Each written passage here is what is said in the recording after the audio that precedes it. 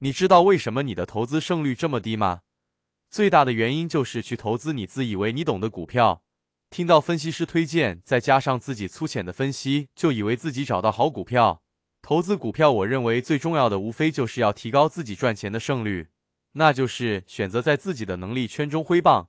我们来听听巴菲特怎么说吧。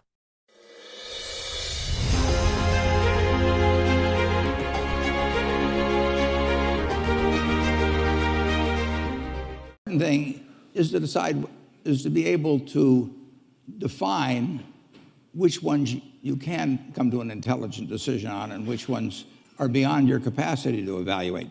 You don't have to be right about thousands and thousands and thousands of companies. You only have to be right about a couple. I met Bill Gates on July 5th, 1991. We were out in Seattle, and Bill said, "You've got to have a computer." And I said, "Why?" And he said, "Well," he said, "you can do your income tax on it." I said, "I don't have any income. Berkshire doesn't pay a dividend." He said, "Well, you can keep track of your portfolio." And I said, "I only have one stock." I said, I mean, and he says, "It's going to change everything." And I said, "Well, will it change whether people chew gum?" And he said, "Well, probably not." And I said, "Well, will it change what kind of gum they chew?" And not. And I said, "Well, then I'll stick to chewing gum and you stick to computers, you know." I don't have to understand all kinds of business. There's all kinds of business I don't understand.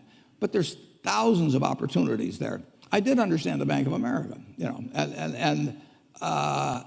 and I'll be able, I'm able to do that. I'm able to understand some given percentage. But Ted Williams wrote a book called The Science of Hitting. And in The Science of Hitting, he's got a diagram, shows him at the plate. And he's got the strike zone divided into 77 squares, each the size of a baseball. And he says, if I only swing at pitches in my sweet zone, which he shows there, and he has what his batting average would be, which is 400. If he had to swing at low outside pitches, but still in the strike zone, his average would be 230. He said the most important thing in hitting is waiting for the right pitch. Now, he was at a disadvantage because if the count was 0-2 or 1-2 or so on, even if that ball was down where he was only going to bat 230, he had to swing at it. In investing, there's no called strikes. People can throw Microsoft at me and, you know, you name it, any stock, General Motors, and I don't have to swing.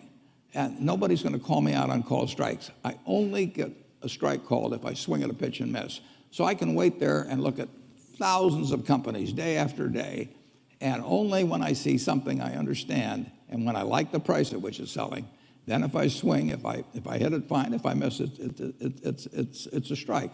But it's an enormously advantageous game. And it's a terrible mistake to think you have to have an opinion on everything. You only have to have an opinion on a few things. In fact, I've told students, if when they got out of school, they got a punch card with 20 punches on it, and that's all the investment decisions they got to make in their entire life, they would get very rich because they would think very hard about each one. And you don't need 20 right decisions to get very rich. You know, 4 or 5 will probably do it over time. So I don't worry too much about the things I don't understand. If you understand some of these businesses that are coming along and can spot things on, if you can spot on Amazon, for example, I mean, it's a tremendous accomplishment what Jeff Bezos has done. And I tip my hat to him. He's a wonderful businessman. He's a good guy, too. But could I have anticipated that he would be the success and 10 others wouldn't be? I'm not good enough to do that. But fortunately, I don't have to. You know, I don't have to form an opinion on Amazon. And I did form an opinion on the Bank of America, and I formed an opinion on Coca-Cola. I mean, Coca-Cola's been around since 1886. There's 1.8 billion 8-ounce servings of Coca-Cola products sold every day. Now, if you take 1 penny and get 1 penny extra, that's $18 million a day.